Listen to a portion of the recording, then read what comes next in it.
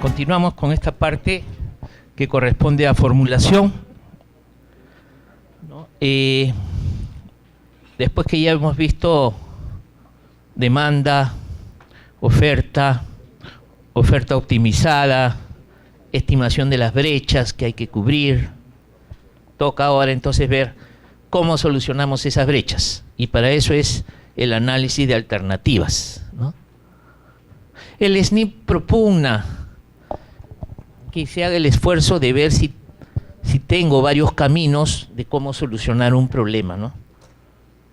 Muchas veces, muchos de los proyectos se van directo a poner una sola solución, no hacen mayor esfuerzo en ver si tengo diferentes caminos de cómo solucionar un problema, pero justamente la riqueza de los estudios de preinversión es si tengo alternativas, claro, alternativas claras, ¿no? Que las vemos que compiten, ¿no? Es como decir, hoy voy a poner dos alternativas, a ver, voy a poner uno, llevo el relleno sanitario, no sé, a 5 kilómetros, y la otra alternativa voy a ponerlo a 40 kilómetros. Ya la propia formulación de la alternativa dice, bueno, de repente no son comparables pues en costos, ¿no? La de 5 de hecho va a salir la seleccionada con tremenda diferencia de distancia. Pero hay algunos casos en que no es muy clara. No es muy clara. ¿Cuál será la mejor? Por ejemplo, en un sitio para un relleno sanitario. Tengo este que está a 10 kilómetros, una vía un poco accidentada, con muchos problemas, etcétera. Tengo otro que de repente está a 12 kilómetros, pero una vía excelente, recién reparadita. Para los vehículos va a ser un confort, suavecito se va. Entonces, ¿cuál escojo? ¿La de 10 que está más cerquita o la de 12? Uy, no estoy claro, ahí no estoy claro cuál será lo mejor. Entonces voy a echarle cifras de los costos de operación, mantenimiento, etcétera, porque al final ahí la decisión, si es que por razones técnicas las dos son buenas, o sea, Direza nos dijo con su estudio de sitio, mira, las dos son buenísimas, las dos van, entonces entra la parte económica de definir. Entonces, el mensaje en esto de alternativas es donde veamos alternativas y que realmente justifique hacer esa comparación, porque no hay una claridad, pues hay que hacerlo, ¿no?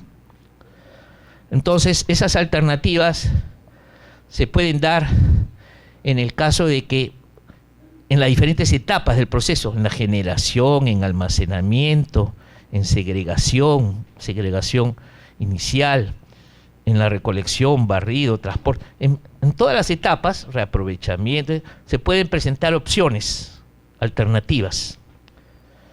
Entonces, yo puedo conformar una alternativa completa con todos sus componentes, pero de repente variando en uno de ellos, en recolección, ahí es donde está la variación, mientras que en el resto todo sigue igual. Pero esto es lo que hace la diferencia de las dos alternativas. En otra, de repente, pues es la disposición final, eso es lo que hace la diferencia de las 2, 3 alternativas, ¿no? El resto de componentes puede ser que sea igual, pero esta ubicación de este sitio es el que me hace la diferencia de las alternativas, ¿no? Puede ser que en transporte también. En transporte digo, no, y mira, en lugar de estos camiones recolectores, estos recolectores están costando 500.000 soles cada uno, compactadores, pero de repente tengo otra tecnología ahí que puedo usar, que puede ser cubierto con un camión que me cuesta 250.000, pero lo voy a llevar bien cubierto, etcétera. De repente vale la pena hacer el análisis, ¿no? O entrar con este camión a estas zonas, o lo hago todo con trimóviles. ¿No será que con trimóviles que solo me cuestan 7.000 soles versus camiones todos que son costosísimos, ¿qué me sale más barato? Entonces entro, porque tengo dudas de cuál de los caminos es el mejor, ¿no? Entonces se hacen los estudios para determinar las alternativas en función de cómo me varía la localización de los componentes, el tamaño de los componentes, la tecnología, inclusive el momento en que voy a hacer la inversión. Yo puedo tener diferentes alternativas que ahora vamos a explicar, ¿no? Esta identificación de las variaciones en los componentes se da tanto en los procesos físicos que demandan inversión física, almacenamiento, barrido, recolección, transporte, transferencia en los casos que haya. Casi en la mayoría de proyectos a veces no se presentan, pero por ejemplo a veces se presenta una... Por ejemplo, estoy viendo ahorita unos proyectos de Cusco, Calca y Urubamba, donde para toda la provincia, todos los distritos de la provincia, con un relleno único, y ahí sí, algunos distritos tan lejanos y son de pequeño volumen, que el proyecto propone poner un centro de acopio en un distrito vecino, pero por donde pasa la vía, ¿no? Entonces, dos distritos alejados se reúnen sus residuos en un distrito X, se juntan con lo de ese distrito y sale ya un camión. De allá vienen vehículos pequeños y se junta ya en un camión más grande. Pero ya ese es un proyecto de visión conjunta para todo un espacio territorial que es la provincia, ¿no? Entonces veo transferencia, reaprovechamiento de orgánicos inorgánicos, disposición final. Estos son los componentes que demandan sobre todo la inversión física, y también estos otros componentes que digamos la inversión más es de tipo software, ¿no? No tanto de grandes inversiones físicas, sino de consultorías, de asesoría, etcétera, que está dos componentes que deben acompañar a las inversiones físicas, que son las que vimos antes. ¿Cómo hago para la gestión sea buena en la organización? Fortalecimiento institucional, capacitación, métodos de trabajo, introducción de nuevos software que le ayuden en gestión, todo ese fortalecimiento, ¿no? Planes operativos, planificación, cómo deben hacer monitoreo, cómo trazo indicadores de gestión para medir resultados. Toda esa materia es un fortalecimiento institucional. Y por otro lado, ¿cómo hago para que sea un socio? La población se empodere del proyecto, diga este es mi proyecto, vamos a luchar por este proyecto y sea un socio. Entonces ahí va pues cómo traigo a los líderes, hago talleres de explicación, muestro en qué es el proyecto, cuáles son las bondades del proyecto, cómo les pido que por ejemplo ayuden en segregación en las casas, separando los residuos, que cuiden, no ensucien las calles, enseñarle a los niños desde niños a cambiar de actitud, todo ese conjunto. Poner en la calle de repente compartimientos para que vayan poniendo las botellas, los los envases, etcétera. Todo ese conjunto de ellos va a ser mi socio. La población tiene que ser mi socio. ¿Cómo trato que en algún momento ya nadie bote los residuos en ningún punto crítico? Se acostumbra a tenerlo en su casa. Cuando pase el recolector ya todos los días, ya no tiene por qué botar en ninguna parte. Lo tiene, pasa el recolector, pum, se lo entrega. Entonces, todo ese conjunto de actividades pues requiere consultorías, requiere material de difusión, contratar la radio de repente, repartir boletines, N actividades, hacer talleres, simposium, competencia, inclusive se hacen concursos compitiendo los institutos educativos, los colegios, bajo un objetivo, quien sale mejor de los colegios tiene un premio. Muevo a la gente, ¿no? De tal manera que ojalá en algún momento preguntamos a ¿usted ha escuchado hablar del proyecto de residuos sólidos? Sí, sí, lo conozco perfectamente. He escuchado constantemente toda la actividad que se hace, hacen marchas, salen los niños con pancartas, con cosas. Hay una amplitud de actividades que se pueden hacer, ¿no? El análisis técnico de las alternativas, en la parte de infraestructura, sobre todo se refiere a las plantas de transferencia, reaprovechamiento y disposición final. Esos son los tres componentes que lleva infraestructura, que justamente el Ministerio de Salud, a través de las DIRESAs en cada regional de salud, o sea, lo que lleve obra civil, el relleno, la planta de transferencia, las plantas de reaprovechamiento, sobre todo esos tres. Y tiene su norma, tiene sus guías. Y ahí que debo estudiar pues todo lo que se requiere para que no me falle esa obra, ¿no? La amplitud de cosas que puede estudiar es tremenda, pero justamente se seleccionan los principales. estudiar, por ejemplo, el suelo, qué tipo de suelos estamos ahí, para ver si va a resistir las obras civiles del proyecto, qué altura de relleno sanitario puede recibir en las celdas, ¿no? Qué tanto es el nivel de la napa freática, a qué profundidad está, cómo son la permeabilidad del terreno para respecto a la percolación de los lixiviados, si en verdad tengo un manto arcilloso que me va a permitir evitar que los lixiviados vayan. Tengo ahí un conjunto, después geología, si hay fallas geológicas que puedan en algún momento hacer colapsar la edificación, la parte de riesgos, si es que ya he tenido que en ese relleno de ahí en algún momento el niño pasó por ahí e inundó todo eso. O sea, esa es una zona de riesgo. Claro, de repente hace 10 años que no pasa nada ahí, si viene otro niño. Todo ese conjunto de decir cómo compro información para reducir al máximo la posibilidad de riesgo es lo que va aquí. Tamaño, ¿no? En tamaño veo entonces, primero las brechas que ya determiné por componente, en almacenamiento, barrio, cuánto debo cubrir hasta el año de diseño. Después, selección de los años dentro del horizonte para los cuales se diseña. No necesariamente todo lo diseño para 10 años, porque eso sería de repente tener tremendas capacidades ociosas. Por ejemplo, si voy a hacer las celdas de relleno sanitario, no hagámoslas todas ya de una vez hasta el año 10 y nos evitamos ya hacer otro trabajo en el futuro. Pero ahí estamos invirtiendo por gusto. Estoy invirtiendo en la celda que va a servir en el año 10. No tiene sentido. Acuérdense lo que les dije, hay que tratar de pegarse a la demanda lo más posible, casi acompañando al crecimiento de la demanda. Eso es lo que optimiza el uso de los recursos económicos. Entonces aquí, por eso es que se diseñan a veces las celdas a 3 años, ¿no? Si es mecanizado a 3, si es uno manual a 5, no tan lejos, ¿no? Tampoco compro los vehículos ya pensando en el año 10. Compraré para los primeros 5 años, el año 5 habrá que cambiarlos, ¿no? En cambio, las obras civiles que vamos a hacer en el relleno, ya casi esas están pensadas para 30 años, ¿no? Inclusive puede ser hasta que se me sature las celdas, ya no tengo más espacio. Oye, pero eso ya me duró 10 años, porque lo diseñé, pero todavía tengo obra civil para 20 años más. ¿Qué me hago con esas obras civiles? Ya no tengo más sitio para poner más relleno. Entonces ahí también es un tema a reflexionar, ¿no? ¿Qué tanto me queda de obra civil? ¿Qué tanto puede ser recuperable de esa obra civil? O si esa parte de ya que queda después de cerrado, ese botadero o ese relleno ya cerrado, saneado, se convierte en otro tipo de infraestructura que siga dando algún servicio. Un servicio, por ejemplo, como un parque, qué sé yo, que muchas veces lo cubren totalmente y sigue dando servicios como un parque recreacional o algo. Entonces, tenemos este tipo de factores a tomar para determinar el tamaño, ¿no?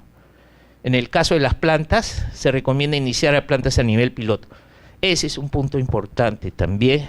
La nueva guía, propone, dice, ok, hagamos plantas para reaprovechar, que un objetivo superior sea reaprovechar, para evitar que el relleno sea lo más chiquito posible. Llevemos solo lo inservible al relleno, pero el orgánico, inorgánico, tratemos de recuperarlo todo. Pero decir, oye, y ya me lanzo con una planta de una capacidad de repente demasiado grande para todo. No, entremos cautelosamente con proyectos piloto. Aprendamos primero cómo nos va, a ver cómo nos va con nuestras plantitas piloto de orgánicos. Aprendemos ahí cómo se hace el compost, si tengo utilidad del compost. El municipio me dice, mira, yo te utilizo todo el compost, ningún problema, yo lo voy a usar en mis parques, jardines, ahí el 100% se me va sin ningún problema. Y los inorgánicos, sí, acá con estos grandes compradores ya tengo cómo les voy a vender el producto recuperado, no tengo ningún problema. Pero aprendo y digo, no, ya he aprendido, tengo una fase de aprendizaje, 1 o 2 años, puedo crecer sin ningún problema, puedo invertir más en hacer crecer, está seguro. Pero de arranque sí es mucho riesgo. No es una actividad que se hacen todos los días, digamos, por los municipios muchas veces. El municipio tiene que aprender. Sí sería terrible, oye, nos lanzamos con una planta para recuperar el 100% y diseñada todavía para el año 10.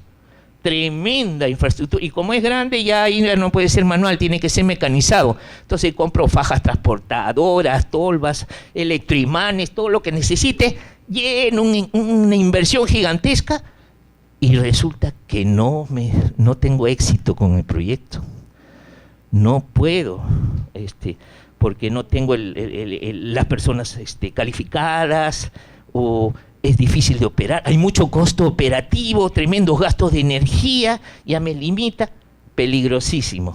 Entonces, preferible entrar con plantas pequeñas, básicamente manuales, no hay mucho costo de energías o combustibles o algo, y aprendo y consolido si es que puedo crecer. La mayoría de los proyectos que he visto están en el relleno sanitario.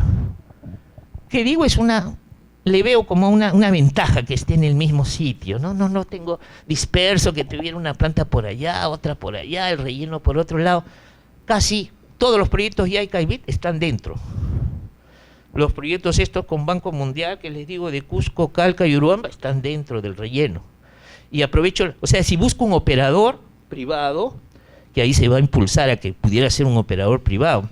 O sea, ahí apuesto a que venga alguien que tenga el know-how y sabe cómo hacer ese trabajo, y le pago por tonelada. Y cada distrito paga por tonelada, o sea, se pesan los camiones, se lleva un registro, una contabilidad, cada mes llega tantas toneladas, listo, eso paga, ¿no? Y como va a tener su fideicomiso que les retira a cada uno la parte de sus recursos, está garantizado el pago al operador. Entonces, en ese sentido, las plantas se hacen juntamente conjunto con el relleno, ¿no? Tamaño, ¿no? La celda de relleno se diseña, por ejemplo, a 3 años, cuando son rellenos sanitarios mecanizados. O sea, trato ahí de no hacerlo a muy largo plazo para no comprar demasiadas máquinas, demasiada inversión en máquinas, sino a un periodo más cortito, ¿no? En cambio, el manual, que no invierto mucho en maquinaria, etcétera, o semi-mecanizado, eso sí lo diseño a 5 años. Recomendaciones que salen de estudios que se han hecho, ¿no? La evolución de los costos durante el horizonte de evaluación y las posibilidades. Esto también tengo que ver. Cómo van a evolucionar los costos, y en función de las posibilidades también hasta económicas que pueda tener el municipio. Acuérdense que lamentablemente la recaudación es bajita, que sale de no es que digamos, no, eso está cubierto con los árbitros, 100% de cobertura, ¿no? Cubrimos 20%, cubrimos 30%, muy bajito. Entonces, tengo que ver ese flujo, cómo van a crecer también. Y en función de eso, cómo voy a hacer crecer las estructuras en función de los costos derivados de esa infraestructura. En almacenamiento, ahí, como decíamos, recurrimos para el tamaño, primero a ver en un plano las vías, parques, donde existen ya, ¿no? Recipiente de almacenamiento, y cuáles de ellas cuentan con pavimentación o no, precisar en el plano qué zonas, vías son las de mayor flujo peatonal, indicar el plano también, dónde se ubican los recipientes que existen ahora, y precisar aquellos donde van a estar los nuevos recipientes, ¿no? Esto que ya hemos mencionado. Y de ahí del número de recipientes, en verdad estamos determinando el tamaño del proyecto de almacenamiento. ¿Cuántos recipientes, de qué capacidad son? Nos sale el tamaño, ¿verdad? No todos los recipientes tienen que ser del mismo tamaño, como decíamos, pueden ser de distinto tamaño. Igualmente se define la cantidad, capacidad y característica de los nuevos recipientes, cuáles vamos a escoger. De repente unos dicen, no, que sea no, mejor que sea de aquí, ¿no? Escogen, ¿no? Bueno, estos muchos son más bien los carritos que recogen que usan los barredores, los barrenderos, ¿no? Después, para los otros años del horizonte, ya no son, no lo de la inversión inicial, porque muchas veces en el proyecto estamos decidiendo por la inversión inicial, que es la que queremos, el financiamiento inmediato, y también hay inversiones futuras, que no son las que vamos a invertir ahora, pero que acuérdense que cuando el SNIP da viabilidad, está dando viabilidad por ese conjunto. O sea, esas reinversiones que llevan en el futuro se amparan en la viabilidad que dé ahora, ¿no?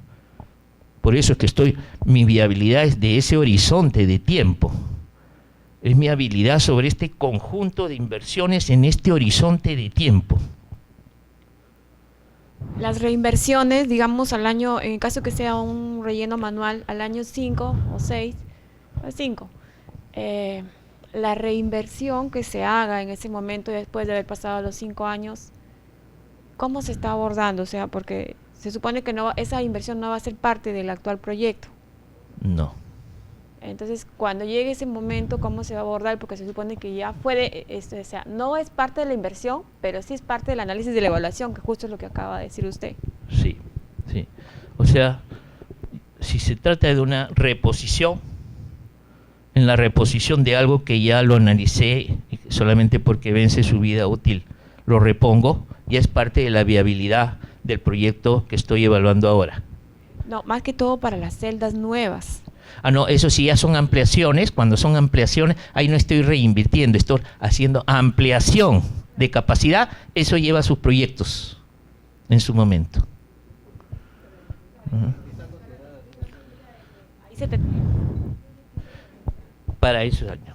Porque eso ya no es una reposición, es una ampliación de capacidad, ¿no? Claro, es un proyecto pequeñito, pero acuérdense que tenemos los PIB menores, que puede hacer un proyecto de 20.000 soles, de 15.000 soles, de 30.000 soles, que no debe ser mayor esfuerzo, ¿verdad? Inclusive creo que los proyectos de menos de 300.000 tienen hasta un formato más pequeñito, y de 300 a 1.200.000 es un formato un poquito más elaborado, ¿no? Entonces acá tenemos, por ejemplo, que en el presente ejemplo dice la capacidad de almacenamiento que se adiciona con el proyecto es de 20 recipientes con una capacidad de 2.65 metros cúbicos y 0.43 toneladas, cubriendo el déficit, ¿no? Y lo vemos en este cuadro, ¿no? Por ejemplo, tenemos aquí 45 papeleras, 3 contenedores, 2 cilindros, 50 envases con sus capacidades, haciendo un total de 4.15 metros cúbicos que cargan 690 kilos al día. La densidad que se usa en recipientes es bajita, 0.165 toneladas por metro cúbico. No es el 0.5 que se usa en camiones recolectores, o el 0.8 que se usa en los rellenos sanitarios consolidados, ¿no? O sea, está bien expandido el volumen, ¿no? Pero no obstante, dice, se deberá tomar información del propio estudio de caracterización, que ahí me da cuál es la densidad más pertinente para esos residuos no compactados. Decimos también los contenedores, que son un almacenamiento temporal, ya lo explicamos anteriormente. Con la información determinada, entonces para el año base se procede a efectuar la proyección de la demanda, la cobertura a lograr y calcular el número de recipientes. Entonces tenemos la demanda en toneladas día, la oferta optimizada, que en este caso es 0.35 toneladas día, y nos da un déficit. Este déficit convertido en volumen, a volumen, con esa densidad de 0.165, nos da la cantidad de metros cúbicos que necesitamos para cubrir la brecha, que va de 2.65 a 3.15, y esto dividido entre el volumen promedio de un recipiente nos da 20 recipientes, 21, 22, 23, cómo va creciendo el número de recipientes totales que necesito en el sistema, y de ahí me sale entonces cómo van. Ahora, estas son inversiones muchas veces hasta pequeñas, que las puede hacer directamente con su gasto, imagino, gasto operativo también, ¿no? Su gasto corriente del propio municipio, como compra de bienes. En barrido, igualmente tenemos el plano, precisamos la ubicación de las vías, parques, vemos dónde están las zonas comerciales, las oficinas públicas, que son las zonas de mayor congestión, ¿no? Se indica también en las labores de barrido precisar la frecuencia de barridos, si todos estos barridos van a ser de frecuencia una sola vez al día. Hay veces que se barre 2 veces al día, 3 veces al día, o sea, de mucha afluencia. Entonces eso también se ve. Y tenemos entonces al final, por ejemplo en este ejemplo, que determinamos una necesidad de 39 kilómetros para barrer y 1.88, que cubren el déficit de oferta y demanda, que lo vemos en el siguiente cuadro. Están los 39 y el 1.88 toneladas día. Y entonces aquí, ¿cómo hacemos estos cuadros? Vemos acá la lista de todas las calles que existen, calle 1, 2, 3, 4, 5, el parque tal, la plaza tal, el óvalo, todo lo que voy a barrer, que tiene un número de kilómetros tal, ahí se hace un artificio de decir lo que es áreas, parques, lo convierto en kilómetros equivalentes de longitud para tener. Pero hay otros que prefieren tratarlo como dos unidades distintas, o sea, metros cuadrados por un lado y kilómetros por otro, ¿no? Pero con esto de aquí, yo ya tengo el número de kilómetros, ¿no?, de a barrer. Son dos aceras, que algunos tienen dos aceras, los parques tienen una sola. Frecuencia de barrido, en algunos casos una sola vez al día o dos veces al día. Entonces, con todo este cálculo, al final determino 39 kilómetros, ¿no?, adicionales, y residuos sólidos que voy a recolectar, 1,8. Esto es la brecha, ¿no? También tenemos entonces la demanda total en kilómetros día. Con la oferta optimizada que había, me quedaba esta brecha total. Esta brecha total entre el número, digamos, del rendimiento que tiene un barredor, me sale el número de barredores adicionales. Entonces, al comienzo tengo 26, pero después serían 27, 28, 29. Entonces, aquí ya de inicio indica que tengo un buen déficit de barredores. Y ahí está justamente el análisis que hace el municipio, de decir, no tengo presupuesto para incorporar en la planilla a 26. Entonces se va a quedar de repente con un porcentaje de cobertura de barrido bajita, porque la propia posible. Y acuérdense que esto no sale del presupuesto de inversión, esto va a salir del gasto corriente que tiene el municipio. O sea, compite con los demás gastos que financia con el fondo común, etcétera. Entonces, muchas veces es difícil ahí subir, porque esos gastos están al pelo, ¿no? El presupuesto fondo común, eso está ajustadísimo. Pero en fin, este muestra la realidad de la demanda. Esta demanda, ¿por qué sale? Porque con los técnicos ya han dicho dónde hay congestión, dónde se debe barrer más, dónde ya hay vías pavimentadas que deberían ser barridas, ya se nota generación y por el momento no se están barriendo.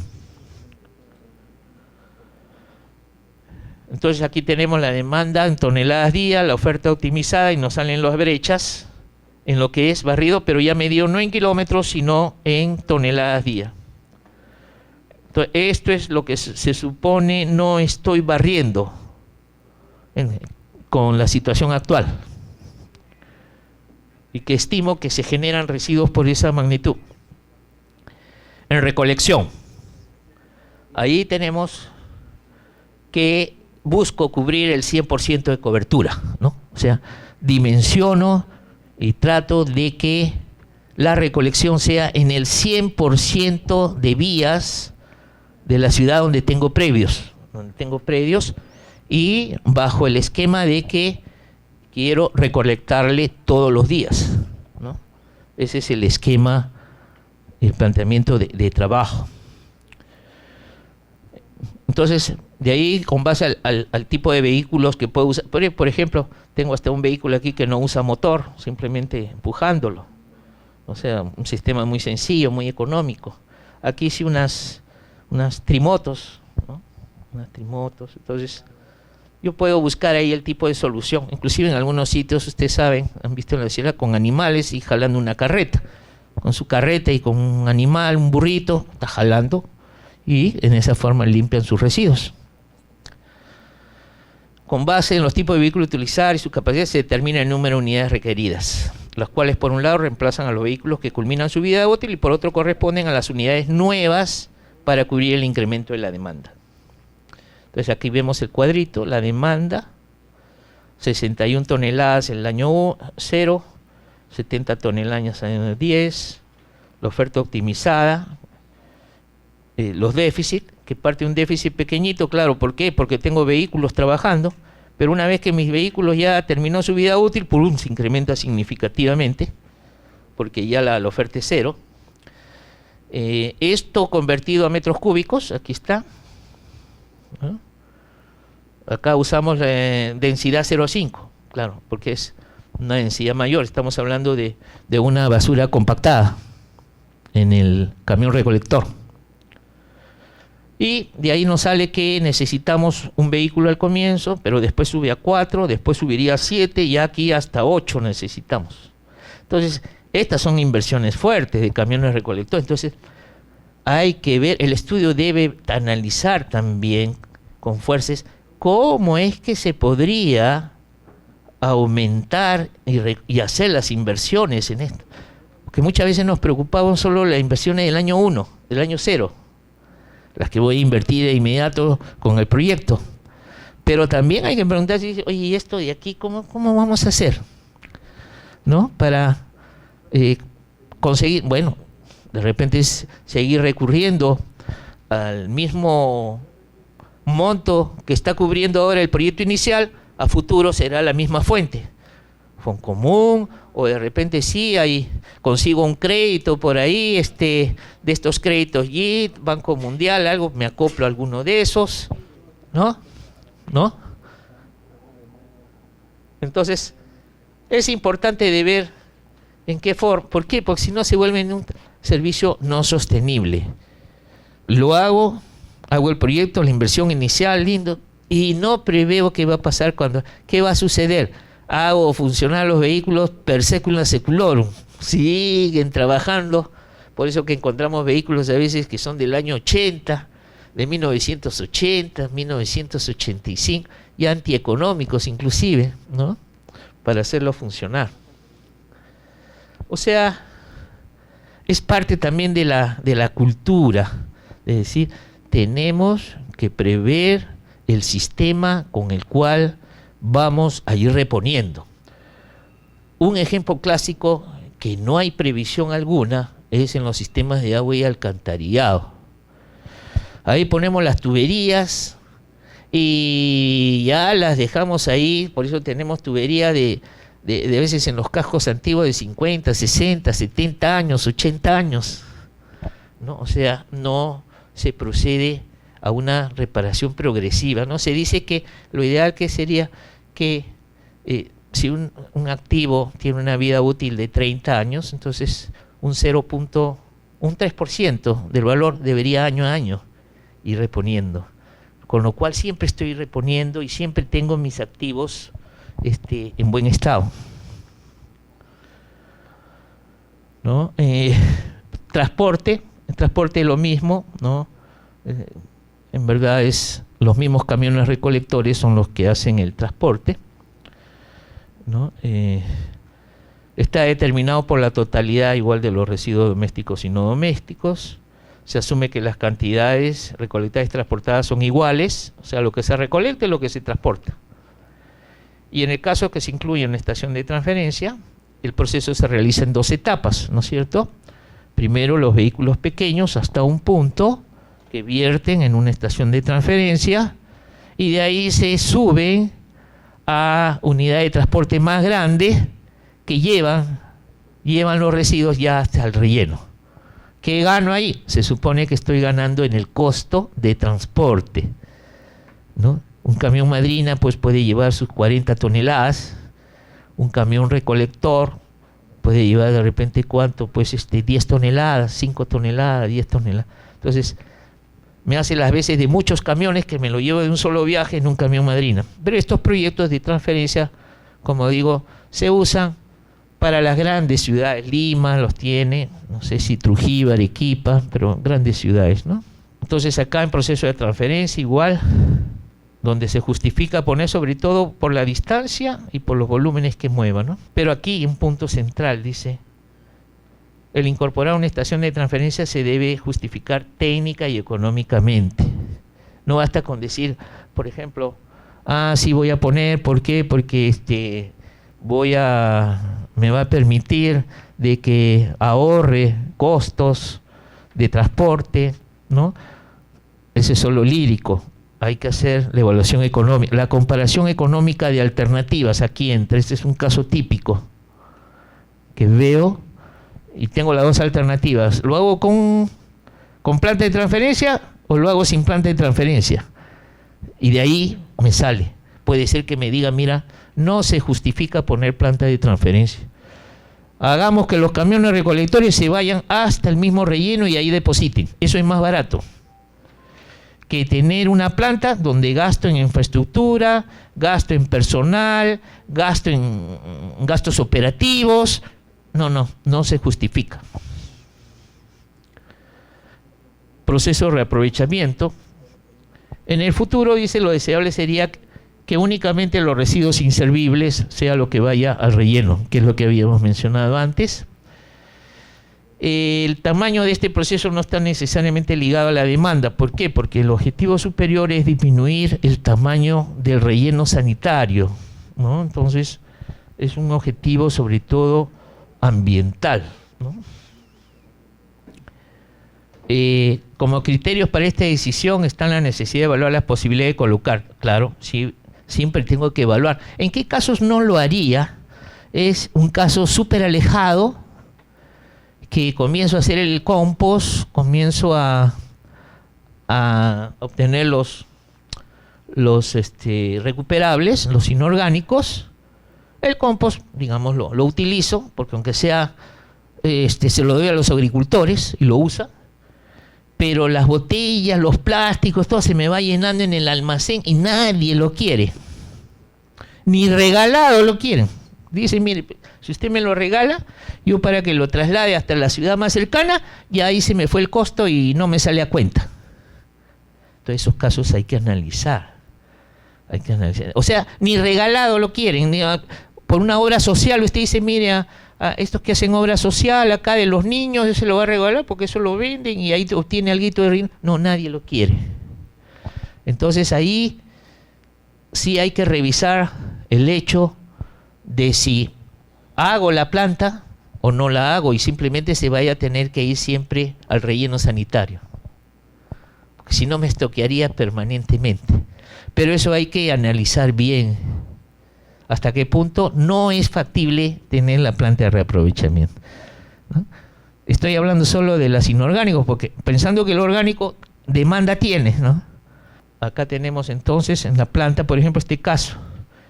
Este es un proyecto X. Todos estos son casos que salen de los proyectos que hayan sido evaluados, ¿no? Sobre todo de los de Yaica Bit, por ejemplo.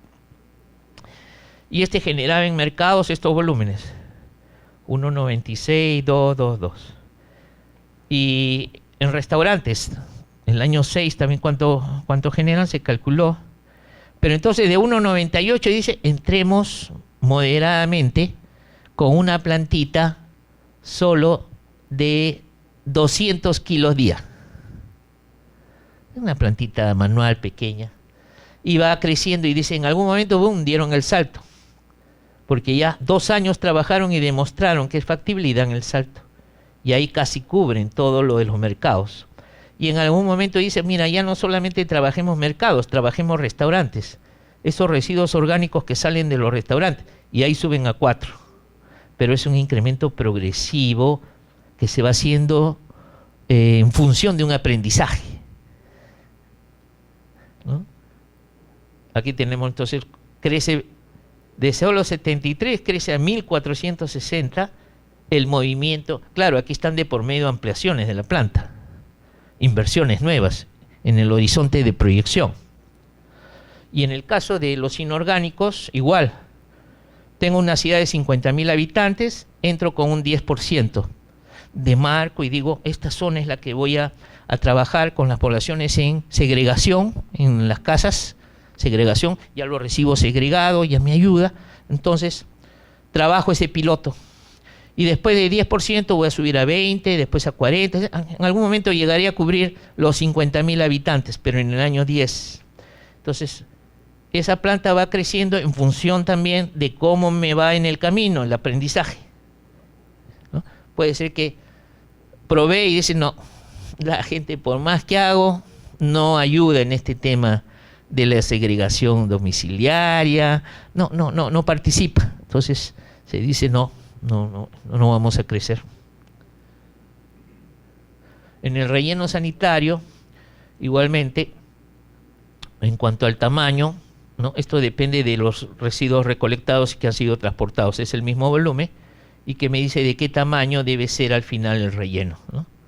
Aquí vemos un relleno en sus diferentes etapas que va creciendo en el camino, ¿no? Hemos visto en algunos rellenos que esta altura llega a ser hasta de 20 metros. 20 metros de altura de los rellenos compactados, ¿no? Tenemos aquí la chimenea, tenemos la instalación de lixiviados, etcétera, todas sus instalaciones, ¿no? De un proyecto. Y entonces estas son las instalaciones, y ahí tengo que ver de qué tamaño voy a hacer la caseta de vigilancia, el área de pesaje, una balanza para qué tamaño, para qué peso, área administrativa, almacén, depósito, cocina. Todo esto es un prediseño, en verdad, el que se hace en la preinversión. Es un anteproyecto que me permita inicialmente cuantificar inversiones, pero a nivel de preinversión, ¿no? Cuando pase al diseño definitivo ya afino, porque ahí ya las cifras son en serio, ya son para contratar la obra propiamente dicha. Entonces, esto es un anteproyecto que después es afinado a nivel de definitivo, ¿no? Entonces vienen las instalaciones que lleva un relleno, ¿no? Lecho de secados, parqueos, vías de acceso, las celdas donde pongo los rellenos, sistema de drenaje pluvial, las instalaciones para lixiviados, las instalaciones para gases, el techo de la trinchera según el caso, cuando hay mucha lluvia, depósito para material de cobertura. Señor Tapia, una pregunta. Sí. Cuando usted decía hace un momento de que el objetivo mayor de las plantas de tratamiento es el reaprovechamiento de los residuos, está por encima digamos, de la rentabilidad económica que pueda tener el reaprovechamiento que se haga. Porque, por ejemplo, en lugares que son alejados de acá de la sierra, se puede implementar una planta piloto. Bueno, la producción de residuos es muy pequeña para empezar, y sin embargo la distancia para traerlo al mercado también es grande, ¿no? Y quizás si se hacen algunos análisis de costos, el costo ya incluido el traslado puede resultar en pérdida, ¿no? En términos económicos. Sí, por eso decíamos, ¿no?, en la anterior, que hay que ver eso también, ¿no? Acá, evaluar la posibilidad de colocar los productos obtenidos, aun si fuera en donación, y que esté asegurada la cobertura de los costos también.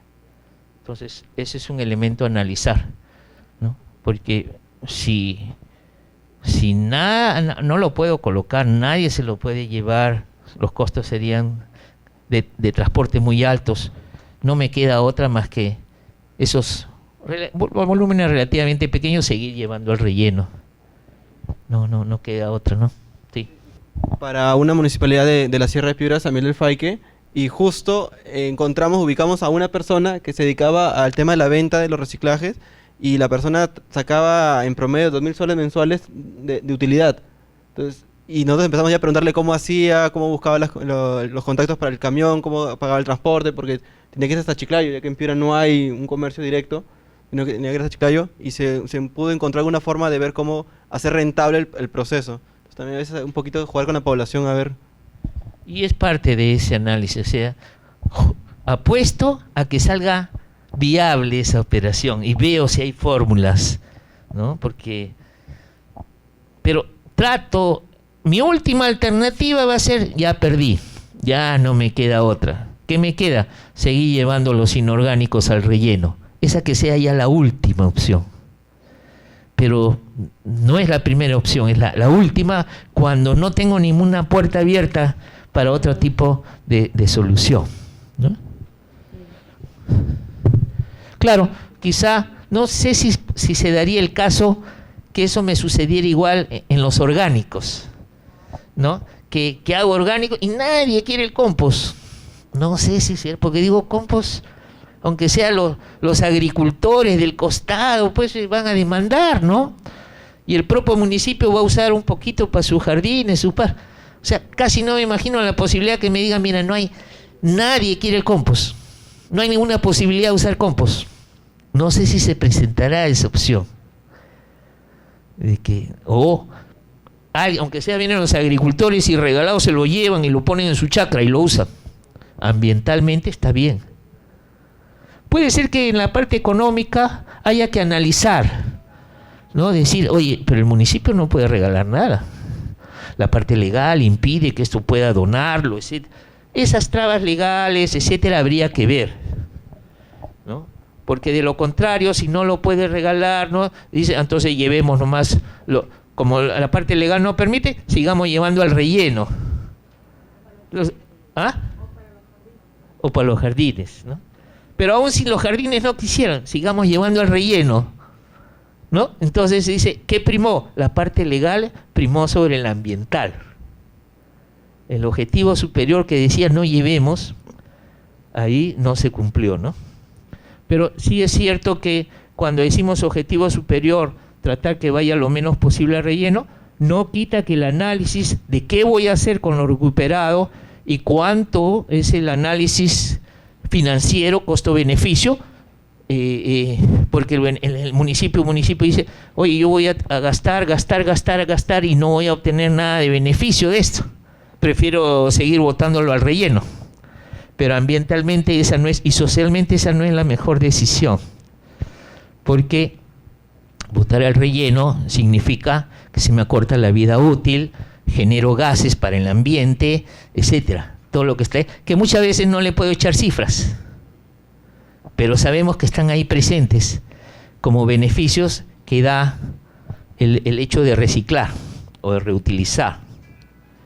Entonces acá tenemos, por ejemplo, para la disposición final, este cuadro que justo hicieron en el ejercicio. Tenemos la población, la generación per cápita, tenemos la generación municipal, domiciliaria, no domiciliaria, el total. Tenemos entonces 61 toneladas, que va hasta 70 toneladas por día, el total anual, 22.000 toneladas hasta 25.000 toneladas. Para esta población, ¿no? Una población que comienza con 90.000 habitantes y llega a 95.000. Entonces a este peso lo convertimos en volumen. Entonces las 22 toneladas se convierten en 28.000 metros cúbicos con densidad de 0.8. Le agrego el material de cobertura, 20%, y tengo el total entonces de material que tengo entre residuos y cobertura. Se va de 28.000 y llega hasta 304.000. Y de ahí estos metros cúbicos, acá le agrego el material de cobertura, perdón, aquí está el material de cobertura, esto solo es residuos, y llego a 365.000 metros cúbicos. De ahí supongo que voy a tener celdas que pueden resistir rellenos por 4 metros de altura, me da un área de 91.000, o sea, 91.000 metros cuadrados, que lo aumento 30% para las obras adicionales de instalaciones administrativas, y necesito cerca de 12 hectáreas. Ya determina. Ese es un dato importante que determina el estudio de preinversión. ¿Cuántas hectáreas le voy a decir al alcalde que hay que comprar para el relleno, ¿no? Si es que no lo tiene todavía el terreno, ¿no? Pero muchas veces ya las municipalidades ya han ubicado una probabilidad de terreno, ya sea o porque lo tiene ya en sus registros de patrimonio, o porque ya ha conversado con la comunidad X y él está dispuesto a cederlo en uso, 30 años, 40, claro, se supone que ahí se satura el relleno, se le devuelve, ¿no? Imagino todo bien saneadito. O no me queda otra que comprar a privados, ese es el caso más difícil, ¿no? Porque inclusive a veces hasta me van cambiando el precio. Comienzo me dicen, mira, le vendo a 15.000 soles la hectárea, ¿no? O dólares, pero en la medida que cada vez se va viendo que el municipio está más interesado en hacer el proyecto, pues a veces van cambiando el precio, y dice ya no es 15.000, ya subió. Bueno, ahí aún así en los estudios sí es necesario tener una carta de intención, de si son privados o una comunidad, una carta de intención que está dispuesto a entregarlo, porque No podríamos hacer un proyecto en que ya hemos puesto el relleno y ni le hemos preguntado al propietario. Oiga, usted ha puesto este y ya conversó con él. No, todavía no he conversado. Es una ficción todavía ese proyecto. El día de mañana va y dice, ¿sabe qué? No queremos vender nada. Se cayó todo lo que construí de proyecto.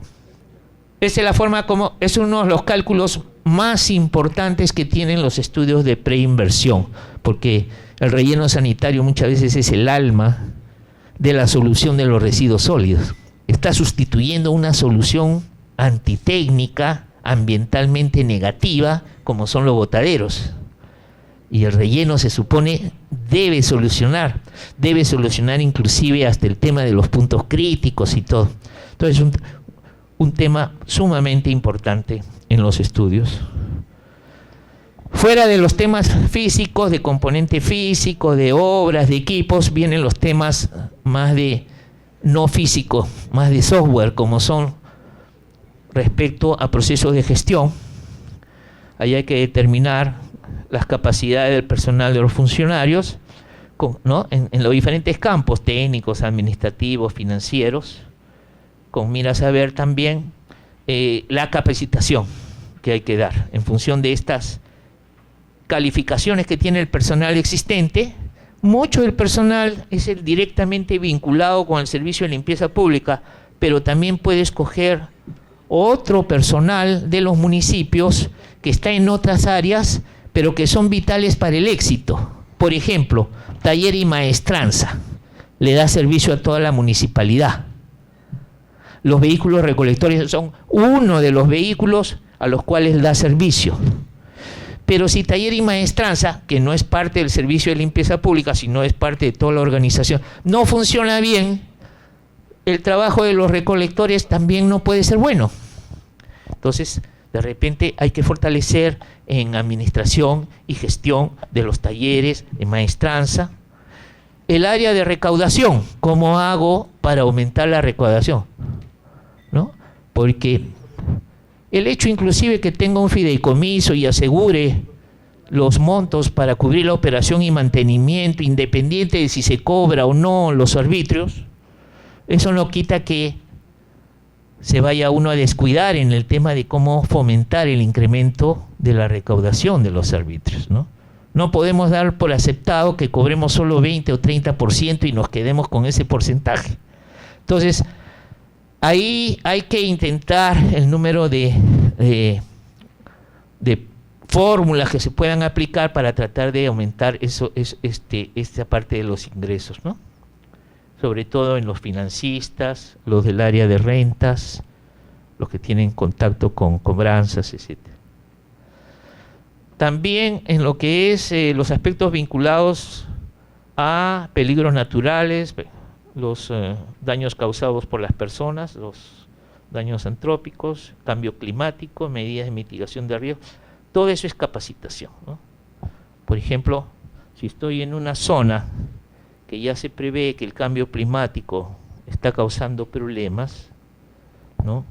Con exceso de lluvias, con exceso de precipitación, ahí hay que ver si esos excesos pueden afectar mis estructuras, la parte del relleno sanitario o donde ponga la planta de transferencia, si puede significar algún riesgo para las obras civiles que se van a realizar, ¿no? Entonces, también ya ahora las guías y en las siguientes guías del SNIP, primero entró con análisis de riesgos, solamente de manera general, ¿no? Pero ahora ya también es análisis del impacto por cambio climático, ¿no? Cada vez el país está trabajando más en ese tema, solamente que ahí hay que identificar cuáles son las zonas más vulnerables por inundaciones o por sequías, inundaciones o sequías que puedan afectar los flujos, ¿no? Porque sostenibilidad, ¿qué significa? Sostenibilidad es, yo proyecté un flujo constante de beneficios en el tiempo. Cuando viene un evento, un riesgo y me corta eso, dejó de ser sostenible. Cuando viene un evento ese, si me paró el relleno y ya no puede trabajar el relleno 15 días porque hay que reparar, dejó de ser sostenible. Ya no estoy dando el servicio. ¿no? O inclusive, si tuviera el caso que tengo unos camiones recolectores que los tengo en un garaje, un taller, y justo vino un problema y por ahí vino una precipitación, un huaico, una avalancha o algo, y me destruyó los camiones recolectores. Dejó de ser sostenible el proyecto. Ya no van a poder seguir dando el servicio. Entonces, sostenibilidad es, yo proyecté en el tiempo, ojalá nunca se interrumpa ni un solo día en el tiempo. Claro, suena un poco ambicioso, pero ese es el concepto de sostenibilidad. Seguir dando el servicio para el cual fue proyectado, ¿no? Determinar también que exista en la municipalidad las capacidades para elaborar los planes operativos anuales del servicio de limpieza pública. También hay que analizar si habría necesidad de reorganizar el área que está a cargo del servicio de limpieza pública, fortaleciéndola, etcétera, del punto de vista organizacional. Diseñar e implementar un sistema de monitoreo del servicio de limpieza pública, ¿no? Uno de los puntos fundamentales que debe desarrollar quien lidera un área X, básicamente es tener las herramientas para poder planificar el trabajo, ¿no? Poder planificar metas a alcanzar en el servicio de limpieza pública. Dentro de un año, por lo menos pueden ser las de corto plazo del año operativo, inclusive puede irse un poco más allá. Y después, determinación de indicadores para medir si estoy logrando resultados, ¿no? En la parte de barrido, en la parte de recolección, en la parte de indicadores numéricos que me permitan decir esto. Por ejemplo, digo, vamos a mejorar las posibilidades del rendimiento de los barredores, que está bajo. Actualmente está en 1 kilómetro por día, debería ser 1.5, vamos a tratar de subir a 1.5. Entonces pongo un indicador, ¿no? Igualmente los camiones recolectores, de repente la capacidad utilizada de los camiones todavía es baja, no tiene una eficiencia muy alta, pues vamos a incrementar esa eficiencia cambiando rutas, etcétera. Entonces ya tengo indicadores que los he planificado con los cuales alcanzar resultados, y el siguiente punto sería cuáles son los mecanismos para efectuar el monitoreo y seguimiento y ver si realmente se cumplen esos indicadores. Esa es la labor principal de un gerente, ¿no? Trazar los planes, ¿no?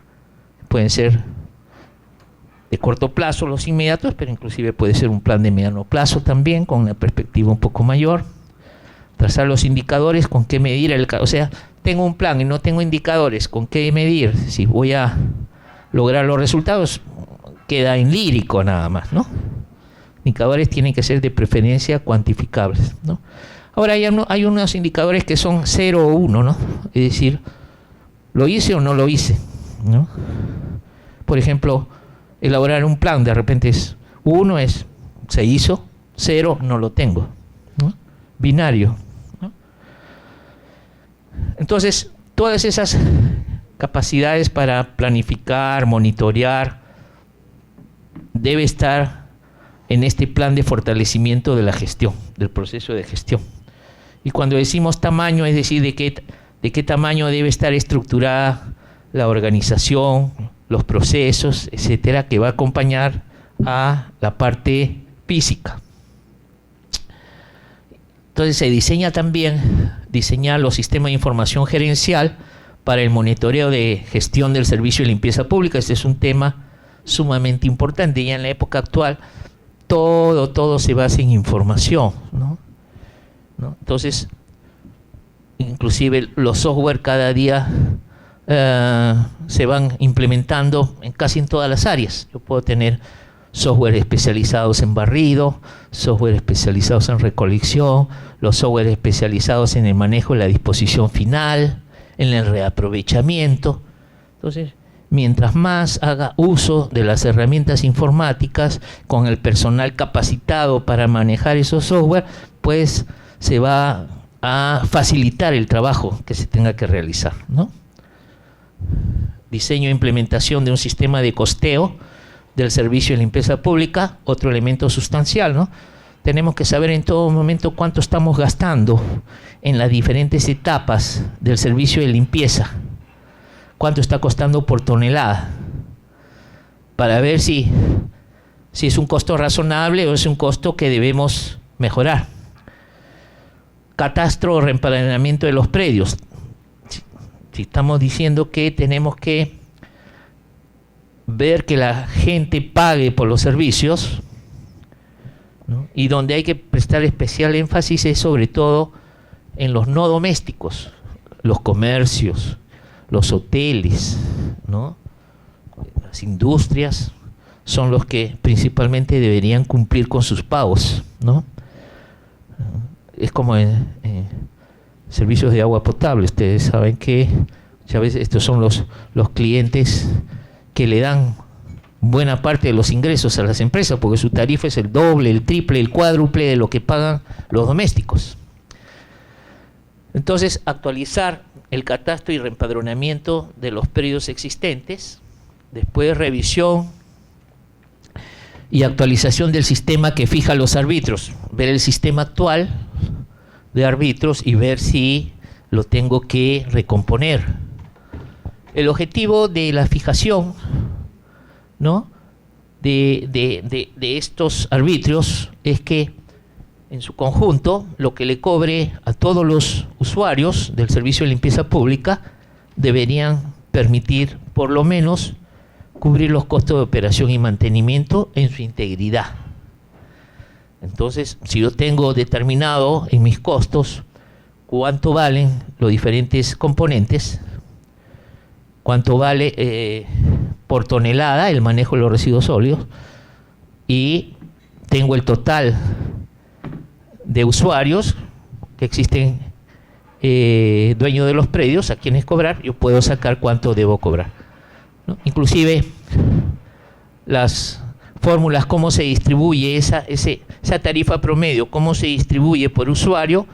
En muchos casos se distribuye, por ejemplo, he visto la de barrido, inclusive se llega a determinar el costo que debe pagar por cada metro de fachada que tiene un predio, eso en cuanto a los costos de barrido, y los costos de recolección, transporte, dividen ese costo total entre total de metros cuadrados que tienen los predios.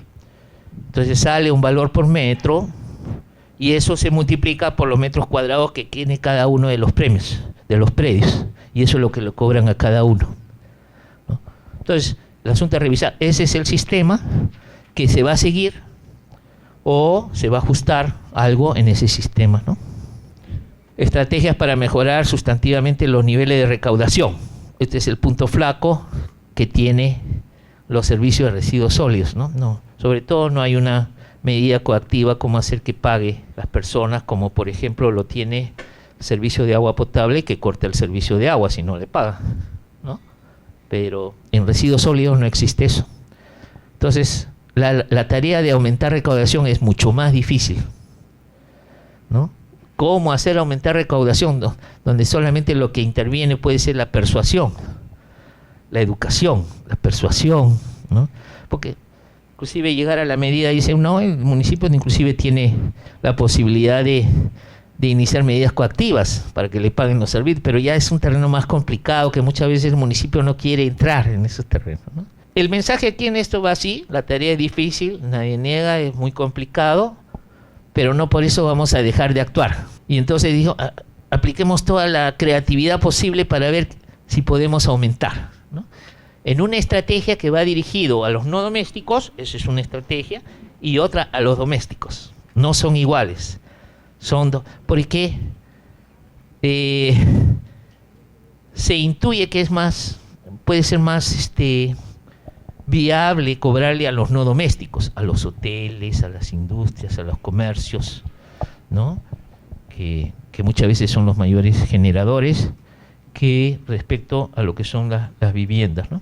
Después también parte de la gestión es decir, cómo estoy preparado para hacer mantenimiento, sobre todo porque tengo unidades vehiculares o unidades motorizadas que son delicadas, los vehículos recolectores, la maquinaria pesada que está en el relleno sanitario. Esos son activos delicados que requieren un mantenimiento prácticamente como un relojito, ¿no? Si no les hago su mantenimiento preventivo a tiempo, de repente colapsa. Entonces, ahí hay todo un proceso de organización de los responsables del servicio de limpieza pública, pero también del área de la municipalidad que le hace esos servicios. Inclusive ver con qué estrategias va a trabajar. Puede haber alguno que dice, yo no muevo nada de los vehículos, todo lo que necesiten lo mando a terceros. Lo mando al taller X, hasta para poner una bujía, ellos se encargan. Y el otro dice, no, yo todo lo hago en casa, en mi taller. Trato de hacer la mayoría de cosas. No quiero ir con talleres externos. Entonces son dos puntos opuestos totalmente. Entonces, bajo esa estrategia que se traza cada municipio, cómo hacer el mantenimiento de sus unidades, desarrolla, ¿no? Si se trata de las maquinarias pesadas, de los rellenos, tengo que tener un plan contingente inmediato. Por ejemplo, inclusive, si colapsara un equipo del relleno, ¿cómo hago para reemplazarlo de inmediato y no se paren las actividades? Entonces ya tengo previsto cómo voy a hacer. Voy a alquilar una unidad de tal proveedor, ya hasta sé el precio que me va a cobrar, inmediatamente entra en acción, ¿no? Entonces, también si tengo mis unidades pesadas, de maquinaria pesada en el relleno, con los mismos proveedores yo ya tengo que tener una estrategia cómo van a hacer en caso hay en algún momento una reparación X. Normalmente ellos se supone que pueden darle servicio y dan normalmente el servicio. Pero si ya está trazado para que inmediatamente se produzca un evento, ellos se trasladan con sus técnicos, vienen a ver la unidad, vienen y salen y salimos del problema. O sea, ya estamos preparados con cualquiera de los eventos que se puedan producir. Si pasa esto, actúo de esta forma. Si pasara esto, de esta forma. Si sucediera esta catástrofe, hago esto. O sea, no me agarra de improviso, ya estoy preparado, ¿no? Eso es parte de todo este tema de mantenimiento de vehículos, maquinaria pesada, y que va vinculado también con los planes contingentes contra riesgos, ¿no? En lo que es participación ciudadana, ahí tenemos el diseño e implementación de estrategias para sensibilizar a la población. ¿En qué temas? Ambientales, riesgo de desastres ante peligros, adaptación al cambio climático, pago de las tarifas por servicio de limpieza pública, cuidado de la ciudad y su entorno, etcétera. Diseñar e implementar un programa para la segregación de residuos en los predios domésticos y no domésticos. Fomento de prácticas para la reducción de residuos. Este es un tema también a trabajar con la población. O sea, quisiéramos que el propio poblador genere menos residuos. Y eso va con cambio de hábitos. Entonces, por ejemplo, si yo estoy acostumbrado a ir a comprar el pan, y cada vez que compro el pan todos los días, en desayuno y a la hora del lonchecito, y vengo con mi bolsa de plástico del pan, ¿se imaginan la cantidad de bolsas que estoy generando de repente para que se vaya al relleno, verdad? Pero si decimos una alternativa, dice, mira, yo voy a usar mi bolsita, como antes, a la antigua, de tela, y voy con mi bolsita de tela, y ahí digo, póngame el pan, y todos los días uso mi bolsita de tela. Imagínense la reducción de residuos que por ese lado puedo obtener. Otro ejemplo, si estoy acostumbrado, y eso sí es discutible también, algunos dicen que no estoy de acuerdo con esa idea, pero lo escuché además de una señorita alemana que trabajaba en la GTZ, que vino y recién tuvo su bebito, su primer hijito, y le digo, ¿y qué tal? Le digo, sí. Y hablando así de temas, sí, me dice, no, yo uso mis pañales de tela como antes, y a lavar mis pañales de tela. Pañales, pero si ahora el desechable es lo moderno. Sí, pero ¿te imaginas en los 2 años que use de mi bebita, la cantidad de pañales que le voy a dejar al ambiente, el cerro de pañales que le voy a dejar al ambiente para las siguientes generaciones, que de repente eso se degrada, no sé, en 400, 500 años. No sé si hay biodegradables ya. Pero entonces, decía, esa persona dice, yo no puedo castigar al ambiente de esa forma. O sea, muchos lo que ven ahora es mi utilización inmediata de la satisfacción y el consumo. Oye, ¿y lo que viene después? ¿Has pensado en lo que viene después? Del residuo que estás dejando, ¿qué sucede con él? Muchas veces todavía no se tiene esa conciencia de ver, ¿no? Entonces, ese es un progreso de ver cómo ser cada vez más amigable con el ambiente. Sobre todo, lo que causa un poco de, ¿qué puedo decir?, de insatisfacción, es decir, le estoy dejando y me dicen, mira, tú le estás dejando eso para las próximas, de repente, 20 generaciones. 20 generaciones estoy dejando residuos que él va a tener que tener. Si eso que si no hablamos de los residuos, conocen los nucleares, ¿no? Que tienen que estar ahí por años.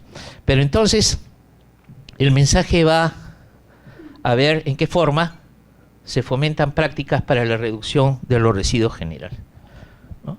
En muchos sitios ustedes han visto ya no dan bolsa de plástico, dan bolsa de papel, degradables. Ya es un cambio, ¿no? Las tiendas mismas, ¿no? Difusión de los planes que tiene la municipalidad para mejorar el ambiente de la ciudad, haciéndolo más saludable y atractivo, ¿no? Acá hay una actividad de difusión, porque muchas veces se hacen los planes y no se difunden en la población. La población debe estar enterada de esos planes, ¿no? Sobre todo los que van vinculados con el tema ambiental. Estrategias para motivar a la población que participe en los proyectos pilotos sobre el reaprovechamiento. Ellos deben ser un socio en esos proyectos. Inclusive cuando ya ayudan desde la segregación en las viviendas, ya le están ayudando al servicio. O sea que en lugar de que todo el trabajo lo haga las plantas de reaprovechamiento del municipio, él está ayudando y ya entrega en una primera separación, orgánico por un lado, inorgánico por otro, ya está ayudando. Entonces, ¿qué le queda al municipio? Ya el inorgánico se para pues en papel, cartón, etcétera, ya. Pero en una segunda. Pero la primera ya la hizo el propio poblador, ¿no? Localización. Se debe analizar en este punto, por ejemplo, dónde se pueden ubicar los rellenos sanitarios, las plantas, las estaciones de transferencia, sobre todo las obras civiles, ¿no? O sea, puedo tener 2, 3 posibilidades, dónde poner el relleno, dónde poner la planta de transferencia, cuando las tenga claritas, ¿no? Donde no es muy claro dónde está la mejor solución técnica y económica, hago el análisis de alternativas. Muchas veces, dice, las plantas de residuos se ubican en el propio relleno sanitario, ¿no? Se está viendo que hay una cierta economía de escala de tener las propias plantas utilizando la misma infraestructura, por ejemplo, de oficinas administrativas, de depósitos, de instalaciones, que sirve tanto al relleno como a las plantas de reaprovechamiento. El análisis también incluye el trazo de las vías de transporte, ¿no? También hay que ver su estado de conservación, las viviendas o comercios que se ubican al lado, en todo ese transcurso de los vehículos, ese transporte de los vehículos, ver qué tipo de instalaciones existen en las carreteras y para ver qué tanto pueden ser afectados por ese transporte de los residuos, ¿no? O sea, muchas veces se quejan, ¿no? Las poblaciones se quejan de que los vehículos recolectores van ensuciando a lo largo de las vías. Entonces, eso es un tema que también se analiza y se ve sobre todo la vía interior que va de la carretera principal hacia el relleno, esa vía de acceso, ver qué debe hacer el proyecto para tenerla en el mejor estado posible. Entonces, parte de los componentes de inversión del proyecto puede ser el mejoramiento de esa vía de acceso. ¿no? Que muchas veces, como digo, parte de una carretera X que une dos ciudades y el ingreso propiamente hacia el relleno, ¿no?